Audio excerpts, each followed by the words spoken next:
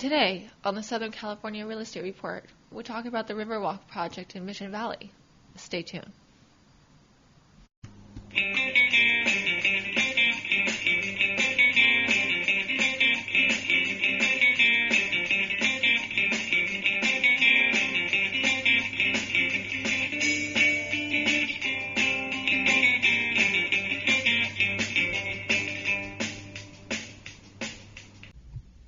Good morning. Welcome to Southern California Real Estate Report. This is Bob McGuire and Danielle Wise coming to you from San Diego. So more new construction and more new construction in Mission Valley. That's today's podcast. So this is pretty interesting. This is on the west side of Mission Valley. So this will be on the direct opposite side of Qualcomm. Yeah, and we've done a podcast in the past about this a while ago. This has been a project that's been in the works for some time. Yeah. And it's the golf course. It's the golf course project, right? It's the one that's taking up, I think, 9 holes of that. Of the Riverwalk course. The Riverwalk course. So it's one of the back 9s, I believe, right? Yeah. So, exactly. And so this is going to be, this is being done by Hines. And for those of you that aren't familiar with some of the national developers out there, to give a little history on this site was owned by the Levi Cushman family. And they've been working on this in one iteration or another since like the mid-90s. Yeah, and we have definitely covered this pretty extensively in the past, and so it's been one of those projects that I think it's been evolving, right? Yeah, everyone's heard of, everyone knows it's happening. Anyone who plays golf over there knows it's happening. Yeah, for sure. That golf course is definitely going to go away. It's going to be altered. It's going to be changed. This, in my opinion, of all the sites that are in Mission Valley, this is definitely my favorite.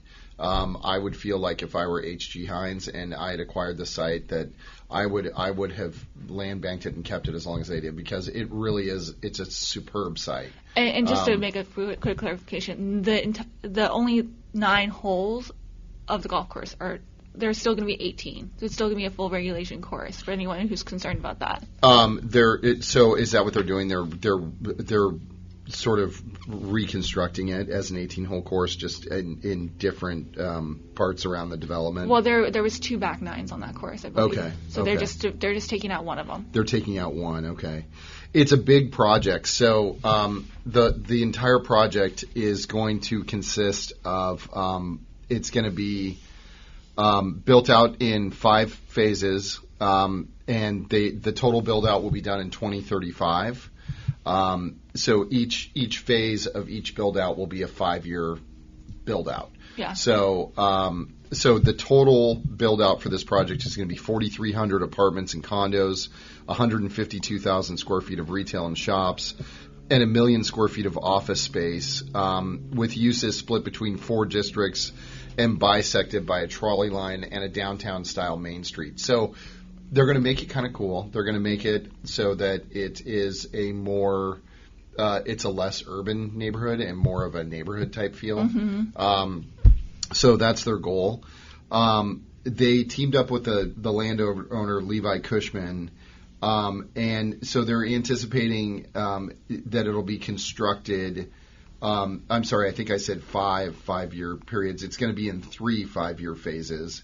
And the first phase is going to start with 1,900 apartment units, so 1,900 multifamily homes, and most of the community retail space and the neighborhood park. So they're going to start with, beautifying the site, bringing in the retail, getting that laid out, and then bringing in their multifamily, and then the single family and the office will come around that. Now, the real question is on this, and something that's out there, and some of the pushback that they got. I read some of the comments from the city council meeting last night, and and by the way, this is kind of fresh off the press. This is brand new as of today, the 18th of November, right? I believe this article is from yesterday, but So this article referencing is from the Union Tribune, by the way. The city council was the approval was unanimous, which is incredibly rare here in San Diego. I mean, they've only been working on it since the mid-'90s, so that's. It's unanimous now. I think this project has had a lot of pushback over the years.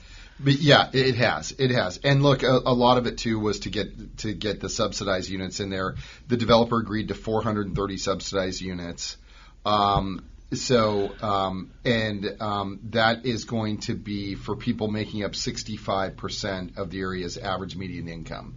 So if the average median income in that neighborhood is $65,000, 65% of that is going to be, $35,000 to $40,000, something like that. So it is going to create some housing. One of the big things has been, what are we going to do about nurses and fire people and, teachers and things like that. So you're going to see more of this in these areas. I think for a new development that's this size, to have that spread out throughout it is going to be pretty nice. The units are going to be the same. So, it's going to be a pretty homogenous community once it's all done. You have to remember that this is also that golf course where they're building that is really close to the Westfield Shopping Center. Yeah, so it's really close to Fashion Valley too. That's what I mean. That's a Westfield. Yeah. Not a Westfield Mall. Yeah, exactly. So it borders Fashion Valley. Now the other thing that's kind of cool is they're going to put in a light rail substation too. So you're going to be able to, live, let's say, downtown, take the light rail to the office space that's going to be there and things like that. So this is where I'm a little confused. So there is a trolley station at the mall. Yeah. But it's different. I think that it is different, yeah. I think this is more of a station like the downtown station. Okay. That you can go to different areas. So I think the one that's at the mall is just like A or B. You're either going east or west, right? I got it. And I think this one kind of gets you around to a bunch of different places, if I'm understanding it correctly. So here's the real question, though, about this, Danielle. And the question I have, and maybe some of our listeners probably have the same question as well, that is the office component. The office component is going to be very interesting, right? Because due to the pandemic and the changes, again, in office space, this is a pretty office-centric development. It certainly has a lot of residential, but the office consists of, I think, it's 195 acres, and I think they said that it was going to be for office somewhere around 1 million square feet, which is a lot of office. So that's something that's going to be interesting to see how this goes. So to bring in the retail and the multifamily, I think those projects, will go fairly quickly. I think the multifamily for sure, having new product in that location, that's going to be a pretty hot commodity, I think. Yeah, it's a great location. Yeah, it is, and I think the retail will do well. There's always been demand for retail. That's where the retail center of the city is, really, of San Diego. You're not really able to get a lot of big box retail anywhere else in the Sarah Mason neighborhoods and things like that until you hit Balboa. So I think from a standpoint of service, this will be interesting. The other thing is you wonder how is this going to crowd or affect the Qualcomm site? As far as I don't know if the Qualcomm site will have as much market rate units there. I think they'll be more related to the university. Is that correct? I believe that's what I'm thinking too. So because this is going to be this is going to be a pretty high density apartment project. So it's going to require a lot of absorption. They're spreading it out over a fairly significant amount of time, but at the same time the initial project of it. To absorb that number of units, it's going to be interesting. So we're going to keep an eye on this. This is an exciting project. This is a great site. If you don't know where it is, it's on West Friars Road. It's just down from the mall on your left-hand side of the street. You can see it off the 8 freeway. You can see it off the 8 freeway. It's kind of pinned in. They're also going to redo all the Riverwalk on that end too. Mm-hmm. So now this area of Mission Valley.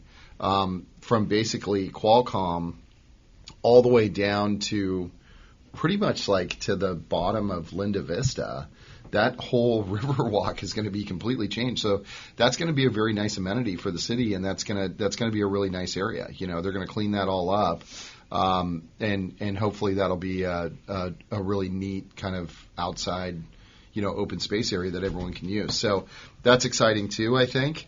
I think it's going to really change the look of Mission Valley. Mission Valley has always – the interesting thing is about Mission Valley, the one thing with this is going to be what are they going to do about the flooding. Mission Valley has had a consistent history of flooding. Well, and you're not going to stop that. You can just do things to prevent it. And I know from speaking with someone that's a big part of these projects is just like putting in detention and things like that. Yeah, and flood prevention and like what do you do in these certain instances. Yeah. And sometimes you just can't prevent it, but the way that the projects are built accommodate for that. Yeah. At least if that's what I was told. I'm not really sure exactly how they do that. Yeah. So there's also going to be a bridge that is like a river crossing type bridge, and I'm not sure where it's going to be located. It doesn't say. I was looking for that, but I think you'll be able to walk from there into the mall parking lot, I think, and then walk down towards the mall. Yeah, so that makes sense. Kind of cool, So it's going to be a really walkable and a really nice community. Yet it's still going to be very close to the 163, as you know. You live right above this. It's going to be close to all the 8 freeway as well. So yeah, it's right on the 8 freeway. Yeah, so it's really a well located project, and it should be good for anyone. So anyone working anywhere in the city. So we'll keep an eye on this. Thanks for listening today. This is a Southern California Real Estate Report.